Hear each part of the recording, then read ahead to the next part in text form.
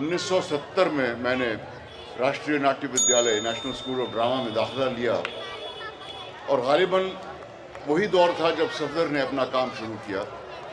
और कुछ साथियों से मैं सफदर के बारे में सुना करता था कि वो मजदूरों के बीच जाकर किसानों में, गांवों में नाटक पेश करते हैं उन्हीं के मसलों के बारे में। और मुझे बड़ी हैरत होती थी कि ये इंसान जो मैं सुनता हूँ इतना पहुँचा हुआ कलाकार है और जिसको थिएटर से इतनी लगन है, इतनी मोहब्बत है, वो अपने नाटक शहर में क्यों नहीं करता? ऐसे नाटक क्यों नहीं करता जिसे देखने के लिए लोग पैसे दें, जिससे उनको मकबूलियत मिले? सच तो ये है कि मेरी तलाश थी शोहरत, मकबूलियत, और सफदर को जुनून था बदलाव लाने का, जो उनके जीते जी ना आ पाया हो। लेकिन जैसा कि मोहतरम साहब ने कहा कि एक चिंगारी वो छोड़ गया जो हमेशा भड़कती रहेगी और आगे भी बढ़ेगी। सफदर का जब इंतकाल हुआ तब मेरे दिल को बहुत सदमा पहुंचा कि एक इंसान अपनी जिंदगी से ज्यादा अपने उसूलों से लगा हुआ है, जुड़ा हुआ है। वो अपनी जान देने को तैयार है अपने उसूलों की रक्षा करने के लिए। और साहिद लुधियानवी साहब की एक नज्म जब मैंने पढ़ी तो सफदर के मकसद का मतलब कुछ मेरी समझ में आने लगा। हालांकि थिएटर के सफ़र में हमारे रास्ते बिल्कुल अलग अलग थे, लेकिन आखिर मैं समझ पाया हूँ कि सफदर क्यों कर रहे थे जो वो कर रहे थे। अच्छा बच्चों ज़रा खामोश हो जाइए, ज़रा खामोश हो जाइए। हो सकता है आपको बहुत सी बातें ना समझ में आए। मैंने भी इस उम्र में बहुत सी ऐसी चीज़ें देखी थी जो मेरी समझ में नहीं आई थी, लेकिन आगे चलकर कहीं ना कहीं इनसे आपका मेल होगा ज़रूर। मेरे तरकश तराने सुन के दुनिया ये समझती है कि शायद मेरे दिल को इश्क के नगमों से नफरत है। मेरे सरकश तराने सुन के दुनिया ये समझती है कि शायद मेरे दिल को इश्क के नगमों से नफरत है। मुझे हंगामा जंग जदल में कैफ मिलता है, मेरी फितरत को खूरेज़ी के अफसानों से रग़बत है। मेरी दुनिया में कुछ फ़कत नहीं है रक़्स व नग़मे का, मेरा महबूब नग़मा शोर आहंग बगावत है। मगर ए काश देखें वो मेरी पुरसोज रातों को, मगर ए काश देखें वो मेरी पुरसोज रातों को, मैं जब तारों पे नजरें गाड़कर आंसू बहाता हूं, तसव्वुर बन के भूली वारदातें याद आती हैं, तो सोज व दर्द की शिद्दत से पहरों तिल मिलाता हूं। कोई ख्वाबों में खाबीदा उमंगों को जगाती है, तो अपनी जिंदगी को मौत के पहलू में पाता हूं। मैं शायर हूं, मुझे फितरत के नज़ारों से उल्फत है। मेरा दिल दुश्मन नगमा सराई हो नहीं सकता। मुझे इंसानियत का दर्द भी बख्शा है कुदरत ने, मुझे इंसानियत का दर्द भी बख्शा है कुदरत ने। मेरा मकसद फ़कत शुआला नवाई हो नहीं सकता। जवां हूं मैं, जवानी लग़्ज़िशों का एक तूफान है, मेरी बातों में रंग पारसाई हो नहीं सकता। मेरे सरकश तरानों की हकीकत है तो इतनी है, मेरे सरकश तरानों की हकीकत है तो इतनी है कि जब मैं देखता हूं भूख के मारे किसानों को, गरीबों को, मुफलिसों को, बेकसों को, बेसहारों को, सिसकती नाज़नीनों को, तड़पते नौजवानों को, हुकूमत के तशद्दुद को, इमारत के तकब्बुर को, किसी के चिथड़ों को और शहनशाही खजानों को, तो दिल ताब निशात बज़्म इशरत ला नहीं सकता। मैं चाहूं भी तो ख्वाब आवर तराने गा नहीं सकता।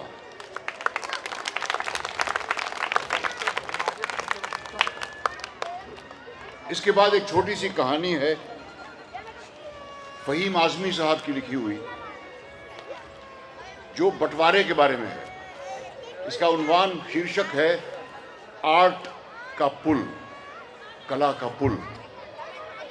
और ये बंटवारा, इसका मेल आप चाहें तो हिंदुस्तान और पाकिस्तान के बंटवारे से जोड़ सकते हैं, या हिंदू और मुसलमानों के बीच में नफरत के बीज जो बोए जा रहे हैं उससे जोड़ सकते हैं, या अगर और दूर जाएं तो पूर्वी और पश्चिमी जर्मनी से जोड़ सकते हैं, जनूबी और शुमाली कोरिया से जोड़ सकते हैं, और अगर और भी दूर जाएं और बहुत ही नज़दीक आएं साथ में, तो इंसान और पर्यावरण के बीच जो दरार बनाई जा रही है उससे जोड़ सकते हैं। और फ़हीम आज़मी साहब का ख्याल है, इस कहानी के ज़रिए कहते हैं कि अगर कोई चीज़ है जो इन ज़ख्मों को भर सकती है, अगर कोई चीज़ है जो इस नफ़रत को दूर कर सकती है, तो वो इंसानी संपर्क और कला।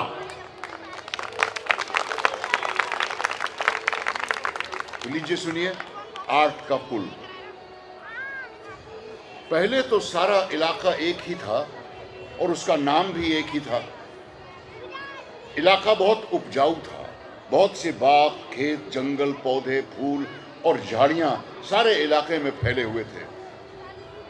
इस इलाके में रहने वालों को अपनी जिंदगी की ज़रूरियात जुटाने के लिए किसी और के भरोसे नहीं रहना पड़ता था। खेतों से अनाज, जलाने के लिए लकड़ी, भट्टी से पकी हुई ईंटें, मकान बनाने के लिए पास के बागों से फूल और साग सब्जी, और तालाब से मछलियाँ, गोया ज़रूरत का सारा सामान मिल जाता था। धीरे धीरे पास के शहर से सौदागरी, तहजीब और तरक्की की लहरें इस इलाके की तरफ बढ़ने लगीं, और एक दिन इस इलाके के बीचों बीच एक बहुत बड़ा नाला खोद दिया गया। किसी ने कहा ये गड्ढा बिजली के तारों को खंबे से ऊपर ले जाने के बजाय ज़मीन के नीचे दबाने के लिए खोदा गया है। कोई कहता था कि इस इलाके में टेलीफोन आने वाला है और ये टेलीफोन की लाइनें बिछाने के लिए खोदा गया है। गोया जितने मुंह उतनी बातें। बस सवेरे ट्रैक्टर और कुटियर और उनके साथ कुछ मजदूर आ जाते, फावड़े और गेंदी लेकर। ये लोग इस गड्ढे को गहरा करना शुरू कर देते और शाम को चले जाते। अगर इनसे कोई पूछता तो बस यही कहते कि भाई ठेकेदार से पूछ लो, हमें नहीं मालूम ये गड्ढा क्यों खोदा जा रहा है। रोज बरोज गड्ढा गहरा होता गया और एक दिन उसने इलाके के बीचों बीच एक सूखे नाले की सूरत इख्तियार कर ली। तब इसको पार करना लगभग नामुमकिन सा हो गया और इस तरह नाले के इस पार के लोगों और उस पार के लोगों का ताल्लुक टूट गया। कभी कभी नाले के इस पार के लोग उस पार के लोगों से नाले के दोनों तरफ खड़े होकर बातचीत कर लेते थे और ज़्यादातर बात का मुद्दा ये नाला ही होता था। उन्हें उन कोयलों, फाख्ताओं और मैनाओं से बहुत हसद होती थी जो बिना किसी बंधन नाले के इस पार से उड़ पार उड़कर या इस पार से उस पार उड़कर पेड़ों पर बैठ जाते थे और इस पार के खेत से उड़कर उस पार से खेत में दाना चुगने लगते थे। और एक दिन ठेकेदार के आदमी चले गए, नाला उसी तरह पड़ा रहा। दूसरा ठेकेदार जिसका तार बिछाने का या तीसरा ठेकेदार जिसे गड्ढा भरना था अभी तक मुकर्रर नहीं किए गए थे, या वो किसी दूसरे इलाके में मशगूल थे। ये सूखा नाला यूं ही पड़ा रहा, यहाँ तक कि बरसात आई और वो पानी से भर गया। धीरे धीरे उसके दोनों तरफ के किनारे टूटने लगे और उसने एक नदी की शक्ल इख्तियार कर ली, जो इलाके के बीच में बहती थी। सर्दियां आई तो लोगों को लगा कि नाले का पानी खुश्क हो जाएगा और शायद ठेकेदार के आदमी उसको आके भर दें। कुछ ऐसा भी लगता था जिन्होंने उसे खुद भरने का इरादा किया, लेकिन जैसे ही सर्दी खत्म हुई और गर्मी आई, आसपास की पहाड़ियों पर बर्फ पिघलने लगी। ये बर्फ पहले भी पिघलती थी, मगर छोटी छोटी नालियों की शक्ल में फैल जाती थी और तेजी से ढलान की तरफ बढ़कर उसका पानी बड़े दरिया में मिल जाता था। अगर कहीं पानी जमा होता भी था तो ज़्यादा देर तक नहीं रुकता था, मगर अब सारा पानी बहकर इलाके के इस नाले में आ गया। गर्मी बीती, बरसात आई, नाला और चौड़ा हो गया। फिर सर्दी आई और पानी से उसी तरह बहता रहा। फिर पहाड़ियों पर बर्फ पिघली, नाला और चौड़ा हो गया।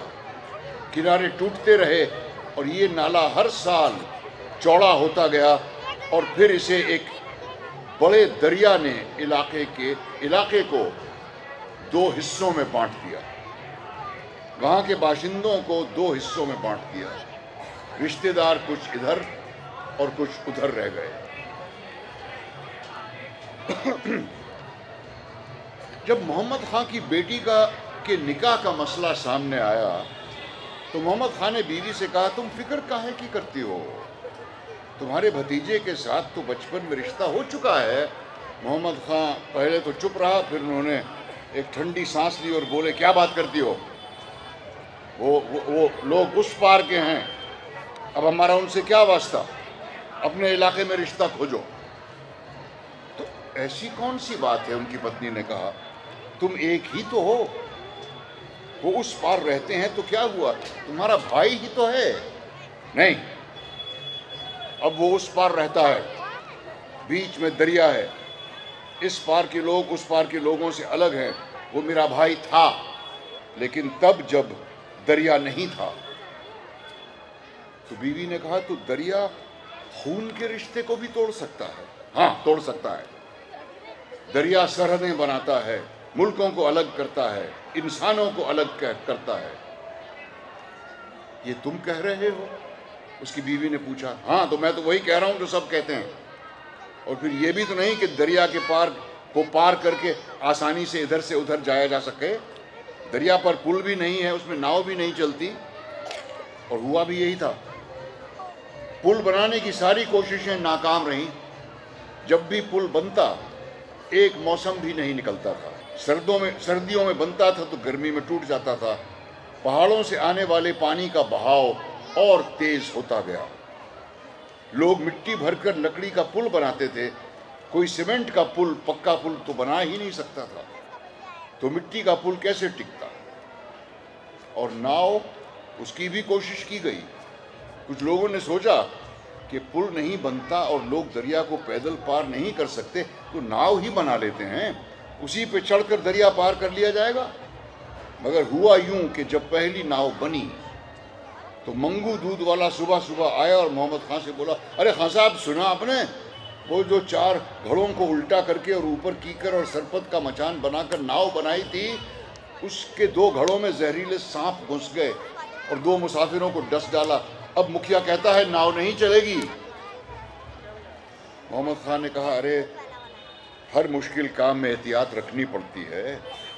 अगर हम कुछ दिनों तक मचान पीटते रहें और नाव चलती रहेगी तो सांप खुद ही डर के भाग जाएंगे। मगर चलेगी कैसे?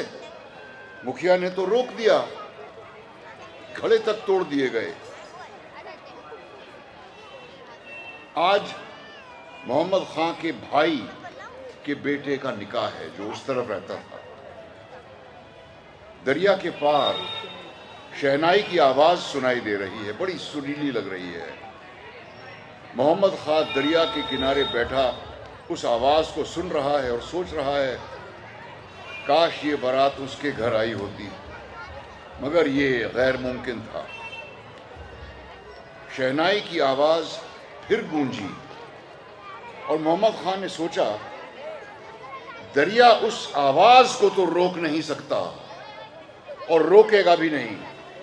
ये तो दरिया के पानी से टकराकर और भी मीठी लगती है। और फिर देखते ही देखते कुछ और लोग मोहम्मद खां के पास आ बैठे और सोचने लगे, क्या आवाज़ आ रही है दरिया के उस पार से? हमारी सरहदें अलग हैं और बीच में दरिया है, मगर ये मौसीकी की आवाज़ कितनी सुहानी लग रही है। निकाह हो गया और शहनाई की आवाज़ भी बंद हो गई, लेकिन तब तक जैसे लोगों को चस्का पड़ गया था। दरिया के किनारे रोजाना सरे शाम मेला लगने लगा। अब उस पार के गीत और सितार की आवाज़ सुनते रहते इस पार के लोग, और फिर उस पार के लोग भी अपनी तरफ के किनारे पर बैठने लगे इस पार के गीत सुनने के लिए। दरिया के पानी से छन कर आने वाली आवाज़ कितनी दर्द भरी, कितनी सुरीली थी। और फिर इन आवाज़ों के साथ और बहुत कुछ आया। दरिया के किनारों पर पिकनिक होने लगी, पकवान पकने लगे, बरसात से बचने के लिए छप्पर बन गया, बैठने के लिए चबूतरे और खानों की खुशबू, गाने की आवाज़ें और शरीरों की झलक। अब दोनों तरफ के इलाकों में नफरत का एहसास कम होने लगा था कि एक दिन इस इलाके का मुखिया आया और कहने लगा, अरे हमारे यहाँ गाने वालों शायरों की कमी है क्या कि तुम उस पार के गाने वालों की आवाज़ इतनी शौक से सुनते हो? हैं? अरे अपने इलाके के गाने लगाओ, अपने इलाके वालों की आवाज़ सुनो, बस्ती में जाकर बैठो, वो तो उस पार के लोग हैं। लेकिन मोहम्मद खां बोला, मुखिया जी, अब ये तुम्हारे बस की बात नहीं है कि इनको रोको। उन्हें अब नाव की ज़रूरत नहीं है, ये तो आसानी से उस पार से चलकर कला के पुल पर इस पार आ पहुंचते हैं।